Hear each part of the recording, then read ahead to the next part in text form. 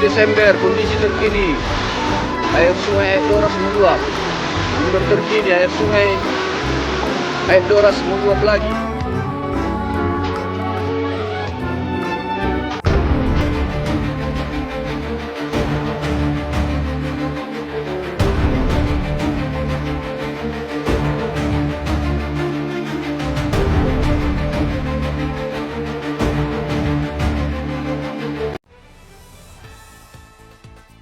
Sejumlah wilayah di Kota Sibolga, Sumatera Utara kembali dilanda banjir bandang.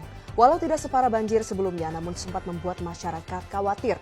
Terlebih wilayah yang terkena banjir ini ada yang sama dengan daerah yang banjir sebelumnya. Beginilah banjir yang melanda sejumlah wilayah di Kota Sibolga pada Minggu sore kemarin. Hujan deras yang mengguyur daerah ini membuat air berwarna coklat pekat mengalir deras di sejumlah jalan. Ketinggian air mencapai 10 sampai 30 cm yang menerjang beberapa kawasan. Salah satunya adalah kawasan Jalan Murai yang sebelumnya juga sempat diterjang banjir bandang pada akhir November lalu. Banjir yang kembali datang ini membuat masyarakat Sibolga dilanda ketakutan.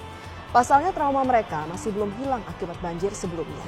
Banjir ini telah surut pada Senin dini hari, namun masyarakat tetap khawatir banjir susulan akan kembali datang. Ini mengingat cuaca yang masih sering turun hujan.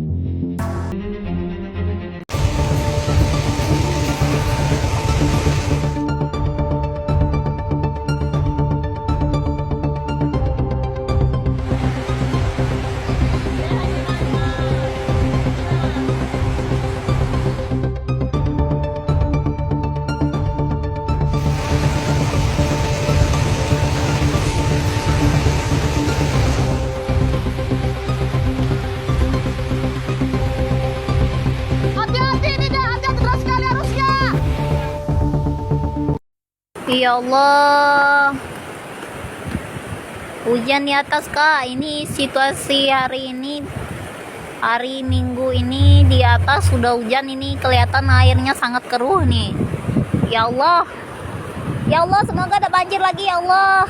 Sore kemarin tuh naik lagi air masuk ke dalam rumah itu, tapi cuman sampai ke dapur sih, nggak masuk ini. Ya Allah, serem kali ya Allah. Ya Allah, jangan hujan di atas ya Allah. Jangan hujan lagi ya Allah. Udahlah ya Allah. Udahlah ya Allah. Ya Allah. Kalau yang mau lari, lari aja, nggak apa-apa ya. Cepat langsung. Hadir semua bupati. Terima kasih ya para bupati.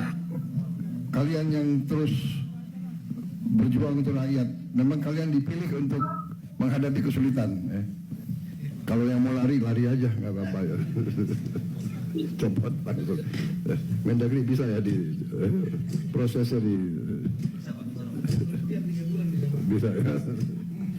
Itu kalau tentara itu namanya desersi itu ya. Dalam keadaan bahaya meninggalkan anak buah. Waduh, itu nggak bisa tuh. Sorry itu. Tidak ada itu.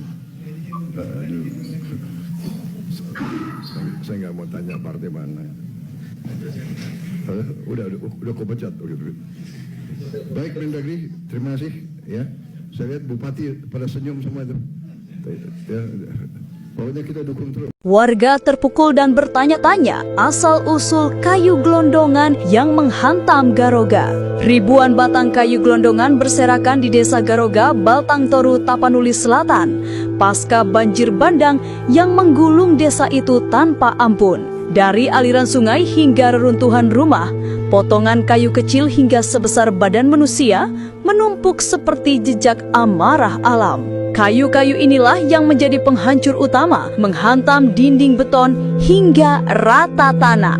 Koordinator BTB Basnas Taufik Hidayat yang meninjau lokasi menyebut tumpukan kayu diduga berasal dari perbukitan setelah terjadi penebangan pohon. Material hutan itu sempat menahan laju air selama hujan berhari-hari, membentuk bendungan alami yang akhirnya jebol saat debit air memuncak. Gelombang besar bercampur kayu pun meluncur deras, menyapu Garoga dalam satu hantaman mematikan. Ida Rohana menyebut adanya pembukaan lahan sawit di hulu, sementara warga lain Nurbaiti mengaku heran banjir biasa tak pernah membawa gelondongan sebesar ini. Banjir kali ini datang berbeda dan jauh lebih merusak.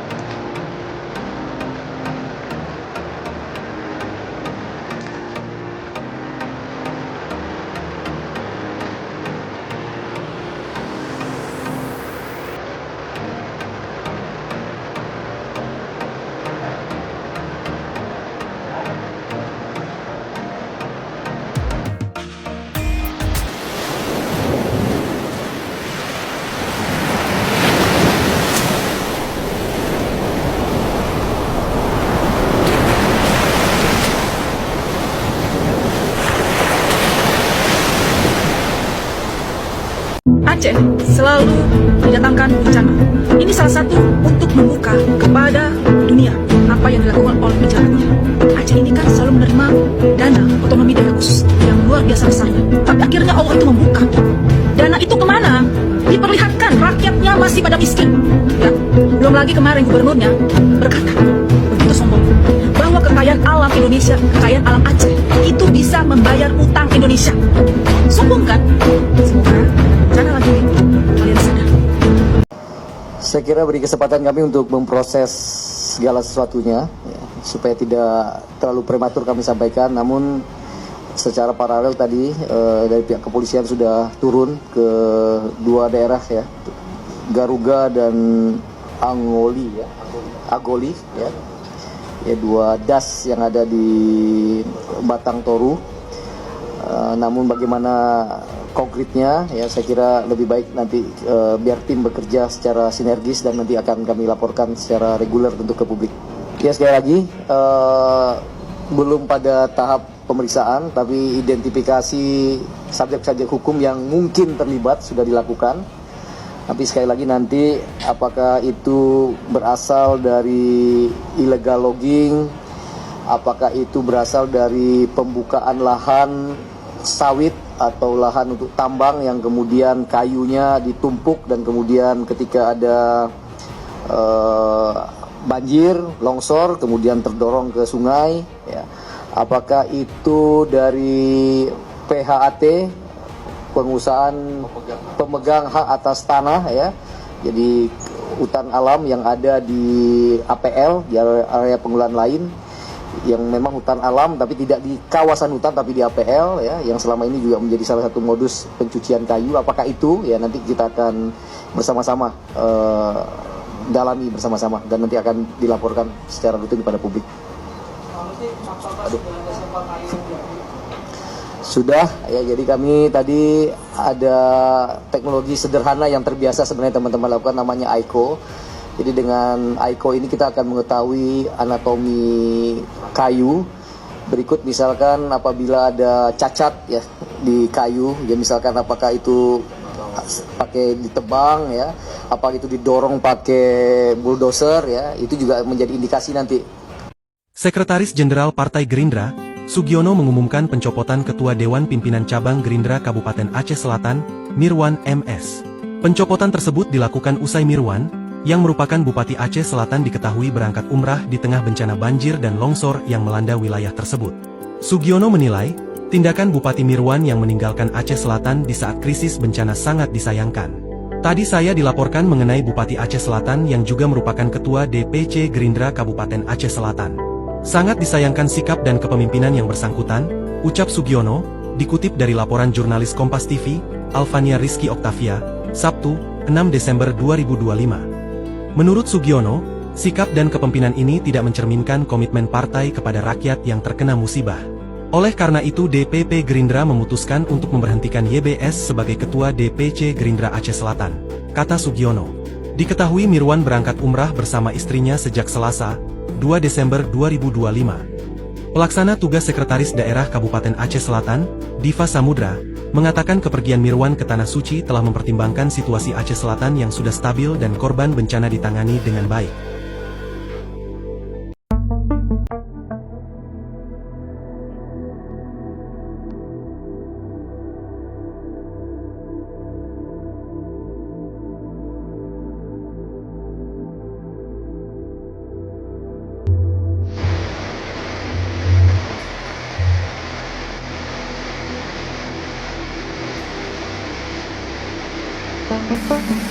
Bagaimana tanggapan Bapak tentang beberapa bupati yang menyatakan tidak sanggup untuk menangani bencana?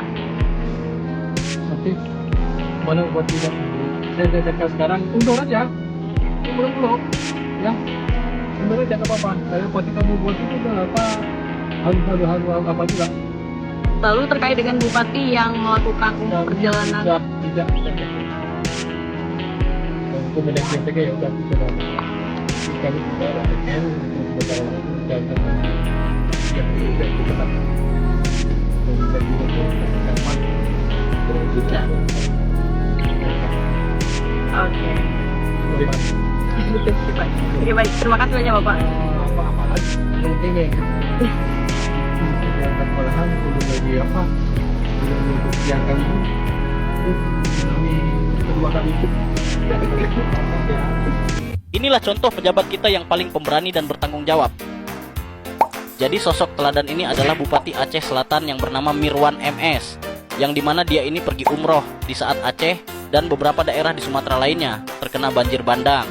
Sebelum pergi, Bupati teladan ini sempat nerbitin surat ketidaksanggupan buat ngurus banjir dan longsor yang terjadi di sana. Ya kalau masih di bagian ini sih kita mungkin masih bisa ngewajarin lah ya, dan kelihatan emang gak ada yang aneh. Di dalam surat tersebut, Pemda menyatakan ada 11 kecamatan yang udah kerendam banjir dan banyak infrastruktur yang rusak dan udah terlalu parah sampai-sampai pemerintah setempat udah nggak bisa nanganin lagi.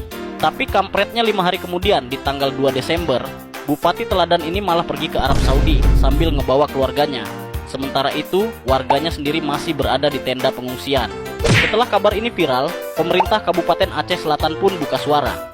Mereka ngejelasin kalau Bupati Mirwan ini berangkat setelah ia meninjau situasi yang terdampak. Menurut Kabak Prokopim Pemkab Aceh Selatan, Denny Heri Safputra, narasi yang nyebutin kalau Bupati ini meninggalkan rakyatnya saat bencana dan kabur buat umroh itu nggak benar. Dan dia bilang Bupati dan istrinya udah beberapa kali turun ke lokasi terdampak sebelum berangkat.